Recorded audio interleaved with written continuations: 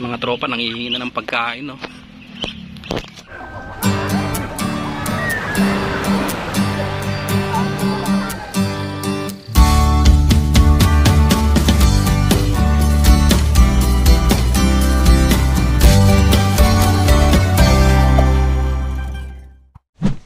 What's up, Entong Squad? Welcome back to Entong's World Channel. So, kamusta po kayong lahat? And welcome back dito sa ating new vlog. So, andito tayo ulit ngayon sa province and papakita natin yung update dito sa ating farm. And 11 o'clock in the morning. So, andito tayo ngayon sa ating likod ng bahay. Nagtutuloyan tayo at nagpapahangin. And papakita natin yung update dito sa ating farm. So, bago ang lahat, shoutout sa ating mga viewers and welcome back again dito sa ating new vlog. Guys, an update dito sa ating mga tanim na pakain sa mga alaga. So, andito yung ating Madre de Agua. So, tumutubo na ulit yung kanyang bagong dahon. Naglagay na rin tayo ng manure dito sa ibaba. Guys, napakaganda talaga nang naglalagay tayo ng manure and yung fertilizer kasi tulad nito, tumubo na ulit yung kanyang pinakadahon. Last time kasi ito is wala nang kadahon-dahon, bali ang natira na lang yung kanyang sanga. As you can see, meron mga bagong usbong dito sa ibaba and doon may mga regrowth pa. So ganyan yung mga Madre de Agua kapag rainy season. So guys, napakaganda talaga ng rainy season dahil nga yung tubig ulan is napaka-nutritious. Pansin ninyo, yung bagong tubo na dahon ng Madre de Agua is napakaganda and talagang masasabi natin na mabubuhay na ulit siya. So guys, andito naman tayo ngayon sa plantation natin ng Napier grass and Setaria grass. Wow, ayan, napakaganda ng tubo ng ating Setaria grass, guys. So ito yung ating na-harvest before, mga 1 month ago na. So matagal tayong hindi nakapag-vlog and nakapag-upload ng ating video. Pero ito, tignan nyo yung tubo ng ating Setaria grass. Grabe, napakaganda ng usbong ng kanyang dahon. Sa mga hindi pala nakakaalam dyan, sa mga bagong viewer natin, itong Setaria grass is pinapakain natin sa mga livestocks natin, sa mga kambing, pwede rin sa mga manok, sa mga bibi. So guys, ayan yung ating tanim na Setaria grass hanggang doon, and meron dito sa side na ito. And dito sa side na to, nagdagdag din tayo ng ating mga Setaria grass dito before. Ayan, nabuhay na rin sila. So ito yung nilagay natin na mga planting material before Setaria grass. Ayan, kakapal na rin to like dun sa kabilang side. So sa mga nag-aalaga dyan, maganda talagang dinadagdagan ninyo yung mga forage ninyo. And guys, makikita ninyo itong ating mga tanim na Napier grass, no? More than a month tayong nag-harvest ng ating Napier grass. Itong variety na ito is yung purple Napier, yung mga bagong talim, plus yung ating Pakchong Napier. So makita ninyo, kahit malakas yung hangin, maganda yung tubo ng ating Napier grass ngayon. Unlike before, during summer season, tuyot na tuyot yung dahon niya. So dito sa side na ito, makikita ninyo, andito yung ating mga planting material na gagamitin just in case man makahanap tayo ng area na tataniman. Plus dito sa area nito, yung na-harvest natin more than a month ago. Tignan nyo naman yung regrowth niya, napakaganda. So napakaganda rin talaga ng rainy season dahil ngayong tubig ulan is napakataas sa nitrogen.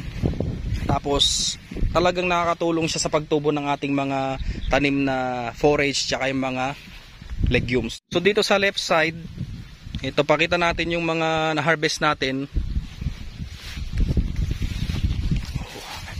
Wow, ayan. So nag-multiply na yung kanyang mga stalks, tapos maganda na rin yung tubo niya.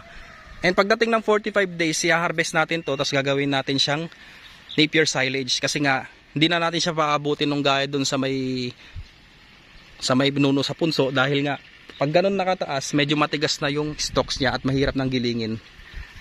So itong mga to, kagandahan niya. Ang edad nito is nasa more than a month. So kailangan nasa 45 days to 60 days pag hinarvest natin. Yun kasi yung medyo mataas yung kanyang crude protein. And guys, meron din dito sa ilalim yung mga baging-baging. Ito gusto rin ng mga alaga nating kambing to. Dahil nga, just in case man na magpastol kayo ng kambing, pansinin nyo sa mga pastulan, ito, pag nakakita sila ng ganito, kinakain nila. Yung mga, ayan, yung mga gumagapang sa mga puno-puno, gustong-gusto nila yan. Dito pa sa side na to, marami din dito. Ayan, nakakapit dun sa ating mga napier grass. So ang gagawin naman natin dito sa iba, papakain natin ng fresh kasi gusto rin ng mga lagang kambing natin yan. So transition ang gagawin natin. Kasama na rin yung mga gumagapang na yan dahil sabi ko nga, gustong-gusto nila yan. And dito sa left side namin, yung lupa naman ng kapitbahay namin, may mga tanim silang sitaw. So hanggang dito sa may part ng katapat ng napier grass. Ayan, may mga sitaw dito. Medyo maliliit pa. Paghintay tayo ng isang buwan, makikita ninyo kung gaano kaganda yung tubo ng mga sitaw dito dahil nga rainy season. Nakakatulong talaga siya para gumanda yung mga tanim natin. So medyo malakas lang yung hangin kaya doon yung direction ng mga dahon niya. Pero pag umaga ito, makikita nyo green na green. And yung oras kasi ngayon is 11 AM na, kaya ganito. Dito naman sa part ng napier dito sa likod, medyo mas mabababa yung height nila kasi nga dito tayo huling nag-harvest before. Medyo nauna nating i-harvest yung sa bandang harapan pero isasabay na rin natin ito pag in-harvest natin yung mga napier sa harapan. So ayan, yung iba pa nating napier dito, yung mga tinambak natin before ang tataas na kusang tumubo. Plus ito pa yung mga nasa side, green na green. Ang ginawa pala natin dito bago tayo umalis, naglagay tayo ng triple 14 kasi yung triple 14 na yun is libre from munisipyo. Bale sa mga farmers may mga binibigay silang ganyan, mga abono, mga binhi. So naisabay sa binhi ng palay. Humingi lang tayo ng konti tapos nagsaboy tayo before tayo bumalik sa Manila. So kailangan talaga lalagyan mo din ng fertilizer para gumanda yung tubo. Which is naging malaking tulong naman kasi tignan nyo yung tubo niya maganda. Tapos nag-multiply yung kanyang mga stocks. Gaya nito ang konti na nito dati, tingnan nyo yung stocks niya nag-multiply. Tapos mas matataba yung kanyang tubo. Unlike before na summer season, hindi siya ganito kaganda. Meron pa tayo ditong mulberry, another mulberry. So maraming mulberries dito, mga pinapatas natin kasi gagawin nating shade dito sa daanan natin. Kaya pag summer season, mainit kasi. So ang naisip natin, pataasin na lang sila tapos medyo hihilain natin yung sanga, tatalian natin para yung direction ng tubo ng sanga is papunta dito sa left side. Kasi nga ito yung way natin papunta dito sa likod ng bahay. Ayan. So papunta dun. Ito pa yung Himalayan mulberry naman natin, napakalalaki ng dahon. Ayan. Wala siyang bunga ngayon kasi rainy season. Nag-uumpisang tumubo yung kanyang mga sanga. Kaya malaking tulong talaga yung ulan. Ito pa, mga malalapad yung dahon. Dito sa side nito, napakaganda naman ng tubo ng ating sitaria. Sobrang lago. Ayan, hanggang doon. Yung sa may bandang gitna, medyo mababa yung tubo dahil ayan yung part na na-harvest mga a week ago. Tignan nyo, tumutubo na ulit ito. Meron pa tayo ditong Mombasa. May mga naka-recover naman, dalawang piraso lang ito. Meron pa doon sa may paso. Meron din doon yung mga mulberries pa natin, mga native na variety, magkakatabi. So ayan yung ipapakain naman natin sa mga alaga nating kambing kasi gustong gusto nila yan, legume yan. Lahat ng side dito sa ating farm may mga tumutubong damo. Dahil nga nung simula ng umulan, ganyan na, nagsitubuan na sila, nabuhay na. Dito naman sa side ng ating mulato grass, malago na ulit. Ayan, ganyan siya kalago. Dito pa. Ito namang mga mulato natin is kailangan maparami din natin dahil nga para assorted yung ipapakain natin sa mga kambing natin, hindi tayo mawawala ng ipapakain. Kasi itong mga to, madali lang naman siyang buhayin. Gaya ng sitaria grass, hayaan mo lang dyan, tapos madidiligan mo lang ng pakonti-konti, makakasurvive siya during summer season. Parehas din sila ng napier grass na matibay sa init at maganda sa tag-ulan. Dito naman sa kapitbahay natin, ang daming bunga ng mangga. Nagsisilaglagan lang. So yun yung ibang mga bunga, sayang naman. Ang gagawin na lang natin dito, sihingin natin and i-ferment natin. Gagawin natin siyang foliar fertilizer. So meron pa naman tayo doon natirang molasses, tapos ihahalo na lang natin sa pinakalaman ng bunga. Meron din tayo ditong mga tanglad. Ayan, nabuhay na sila. Yung tanglad natin, tapos meron pa tayong madre agua doon sa gilid-gilid. Hopefully makapagparami tayo niyan para pag may mga pagkain ng ng mga kambing or mga manok, may pangdagdag tayo. Kasi pwede nyo siyang i-chop tapos idadagdag nyo sa kanilang feeds. Mga aso namin, dito naman nakatambay sa puno ng mangga. Ito naman si Nognog liit, nakatago. Ito si Taba. Ayan, gustong-gusto niyang naghuhukay ng lupa tapos doon siya sa may loob ng binutasan niya kasi presko yung lupa eh. Ito si Bimbi. Ayan, medyo matanda na si Bimbi oh. Hinangata niya yung niyog kasi yung niyog matamis-tamis. Tapos gustong-gusto ng mga aso din namin. And guys, ito yung mga manok namin oh. Sumasama naman tong sinognog laki. Ito yung mga manok namin. Yung iba dito pangkatay. So kanina nagpakain tayo dito. Talagang nagkukumpulan sila dahil nga routine na nila every morning pinapakain sila. Pero kasi 11 AM na kaya nakagala na iba, naka-range sila. At saka guys, mas masarap yung karne ng mga native na manok tapos i-cross yun sa mga may lahi. Kasi nga, yung native, iba talaga yung texture ng meat niya. And ang kagandahan naman sa mga free range na manok is nakakain sila ng damo, mga organic, kaya mas healthy yung meat na napuproduce natin dito sa ating backyard. Ayun din yung mga bonsai natin. Nakawala sila kasi para mas ma-exercise naman sila, hindi yung nakakulong lang. Dahil pag nakakulong sila, nagiging cause ng panghihina nila. Yun pa yung puti natin. Yan, ang ganda ng kulay. Pero medium legs siya. Tapos ayun yung dalawa. Ito yung talisayin, saka yung white. Yung iba dito nakakulong dahil nga nakikipag-away. So nakikisabong sila sa mga kagaya nilang tandang. Yan sila oh. Grabe, ang cute naman nila oh. Maliliit tong iba. Yung dami nila.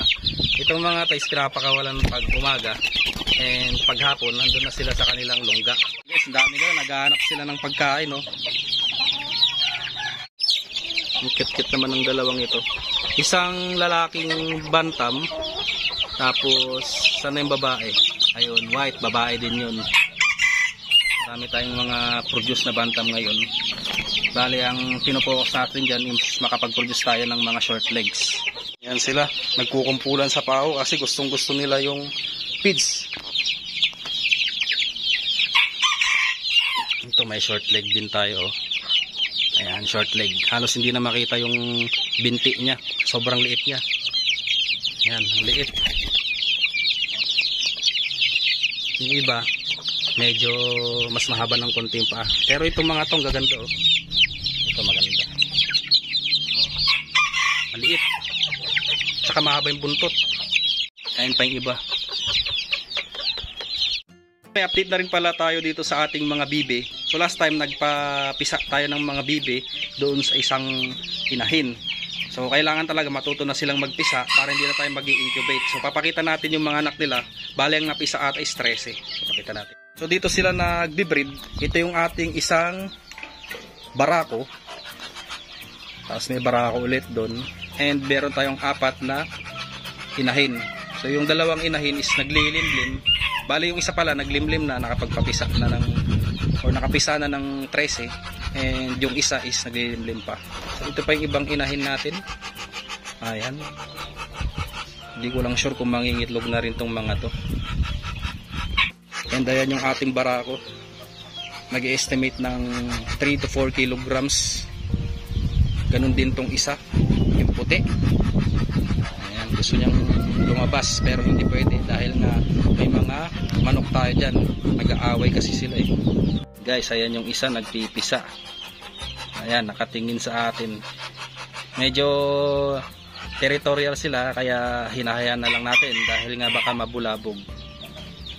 Ang itlog nito, I think nasa 12 to 14. Ganun din yung naitlog niya, kaya hihintayin na lang nating mapisa to. Bale meron na tayong 26 na sisiw just in case man na mapisa niya lahat ito. So, yeah, hayaan na natin siya dyan, iwan na natin at pakita na natin yung mga sisiw.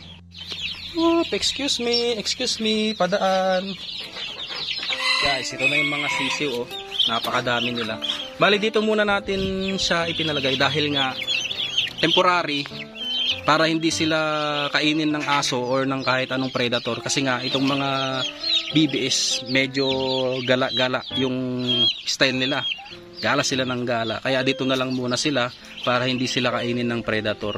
Dahil nga itong mga sisiw na to is yung first batch natin ng papisa. Sayang naman kung mababawasan pa sila.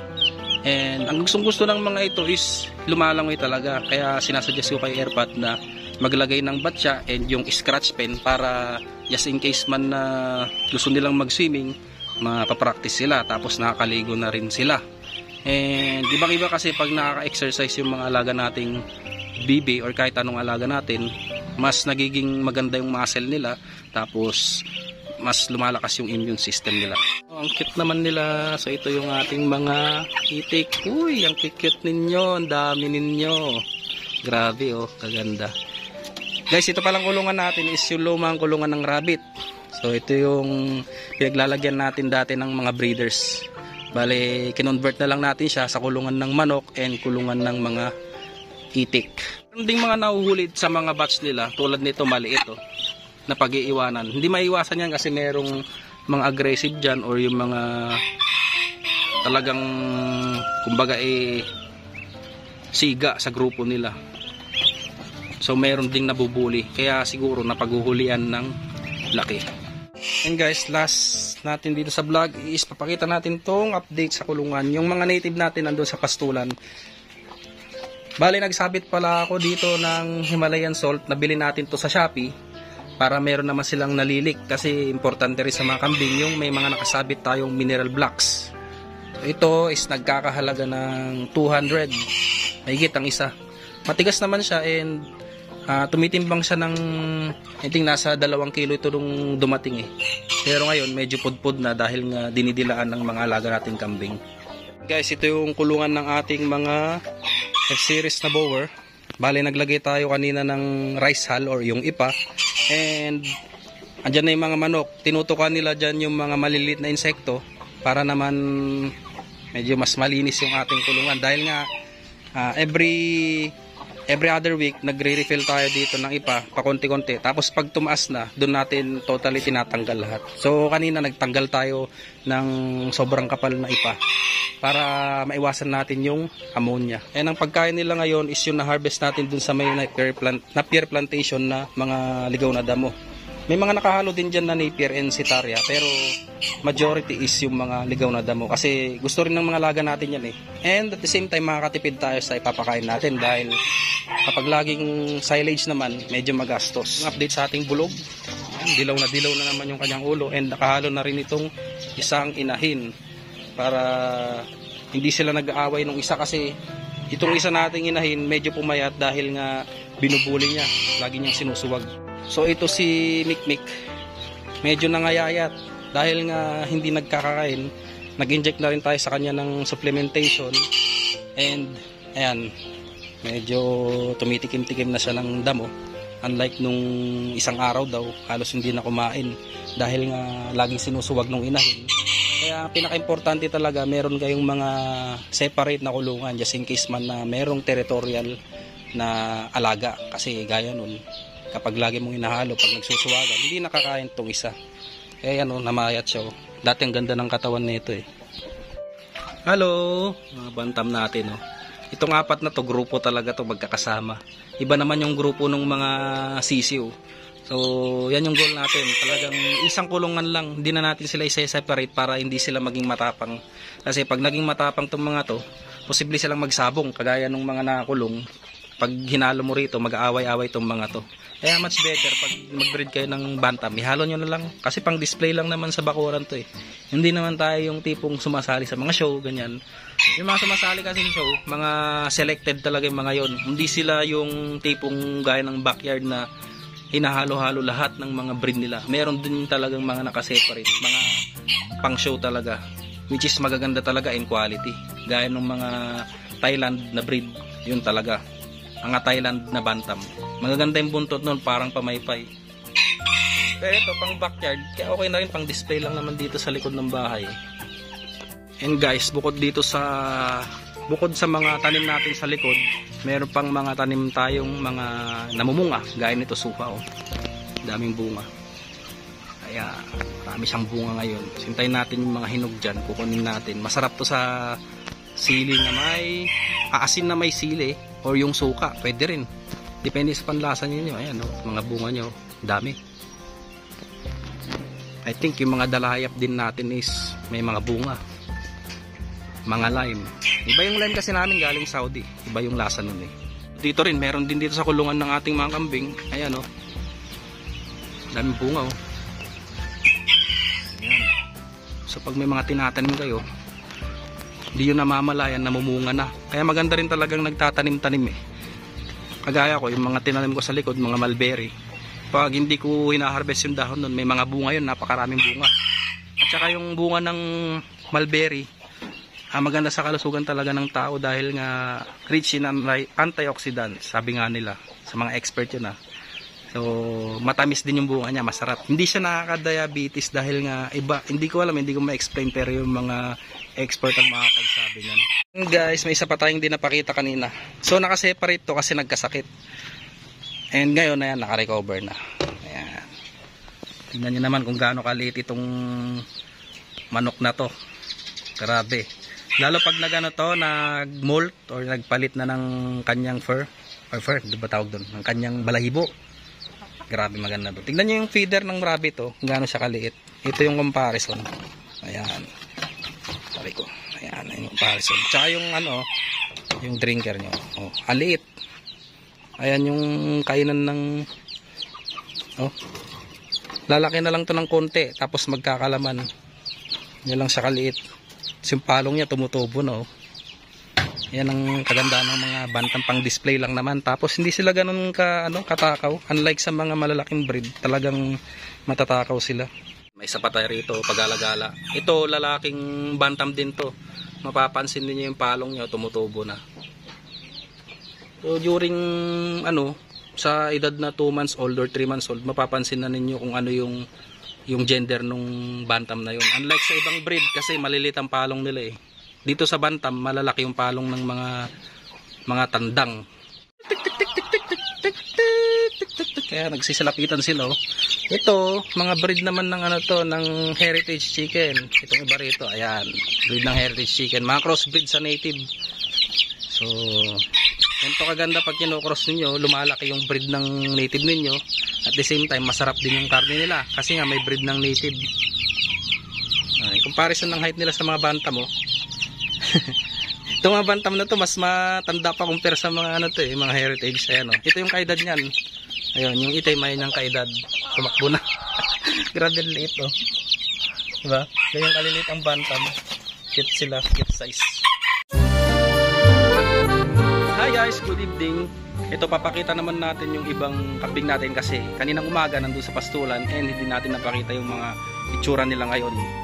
So andito na sa ating barracks yung mga kambing na nasa pastulan kanina. Ito yung update sa ating mga F1 na Anglo-Nubians. Ayan, napakaganda. So ito yung anak ni Tenga. Spotted din oh. Hulugan na spotted. Tapos ito yung isang buntis. Medyo malapit-lapit na rin na mga anak. Yung isa naman dumalaga. Itong dalawa ayaw tumayo oh. Ayun, tumakbo na. So ayan yung tsura ng ating dappled na F1 Anglo. Kahit sa dilim kitang-kita yung spot niya. Pasukin natin silang lahat dun sa kulungan para makita ninyo yung update sa mga itsura nila. So yun mga guys, ito yung itsura ng ating dappled na F1 Anglo. Medyo matangkad na rin siya compare sa mga local breeds. And nandito pa yung iba. Ito, buntis. Tapos yun, anak ni Tenga na dumalaga. Ito mga anak pa rin ni Tenga itong mga to, yung mga na-dehorn natin before. Kita nyo naman, ang tatangkad. So ang edad nito is magti 3 months old pa lang. Kaya hindi pa natin makikita yung talagang itsura nila. So sa mga adult size, doon natin makikita yung talagang kagandahan nila. Pero kahit ganito yung edad nila, nasa nasa below 1 year old, makikita nyo naman na napakaganda nila. Ito anak pa rin Tenga to, spotted na Anglo. Ito itim, mas malaki nga lang tong itim. Mang si Brown ayaw tumayo. Ito yung maamo kasi. Ayan. Ito yung pinapa-dede ni Airpat dati. So ito yung pinakamatangkad sa kanilang lahat. Si Brown na F1 Anglo. Tignan nyo yung balahibo, oh, napakakintab. Ibig sabihin yan, healthy yung ating kambing kasi shiny yung balahibo. Tapos ito yung ating F1 na bulog. So guys, pansinin niyo pag nakapastol yung mga alaga nating kambing or nakaka ronda doon sa pastulan, mas magaganda yung kanilang katawan and maganda rin yung balahibo, shiny, dahil nga naarawan sila tapos nakapag-exercise din. And doon sa grazing area natin, unlimited na yung ngayon, yung grass, dahil nga rainy season, mabilis tumubo yung damo. Unlike nung summer kasi, tuyo talaga yung pinagpapastulan doon, so sinisimot lang nila yung mga grass. Ito yung isang kapatid nila na mukhang native, pero kapatid nila to. Ito yung binabanggit natin before na sa triplets may magmamana talaga dun sa native na lahi, yung itsura, pero yung height pang Anglo, matangkad.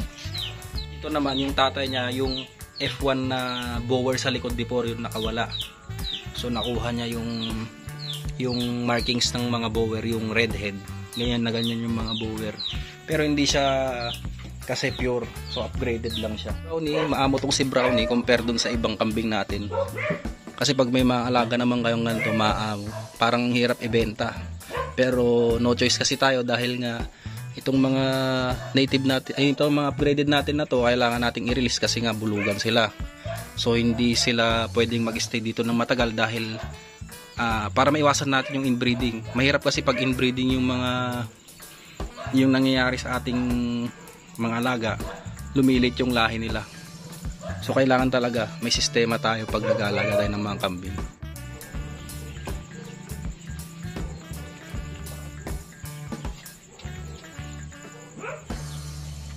Mga tropa, dyan na muna natin tatapusin ang ating video for today. Sana ay nagustuhan ninyo and nakita nyo na rin yung update dito sa ating kambingan and dito sa ating farm. Kapag ganitong rainy season, samantalahin nyo yung nagtatanim kayo ng mga ipapakain nyo sa mga alaga ninyo para hindi kayo mauubusan during dry season. So mas maganda talaga, marami kayong source ng ipapakain sa kanila. Kasi lalo sa atin, itong mga alaga natin, limited lang, mga pakonti-konti, pero kailangan talaga may mga imbak tayong pakain kasi yun yung napaka-importante. So, see you on next vlog guys. Ingat po kayo palagi and hopefully magkita-kita pa tayo ulit sa mga susunod pa nating i-upload na vlogs. And sa mga bagong subscribers dyan, huwag nyo kakalimutan mag-like, share, and mag-comment na rin po kayo dito sa ating YouTube channel. And hit nyo na rin po yung notification bell para updated po kayo sa ating mga next YouTube vlogs. So, ingat po kayo lagi, happy farming, and kita-kita tayo ulit next time. Bye-bye!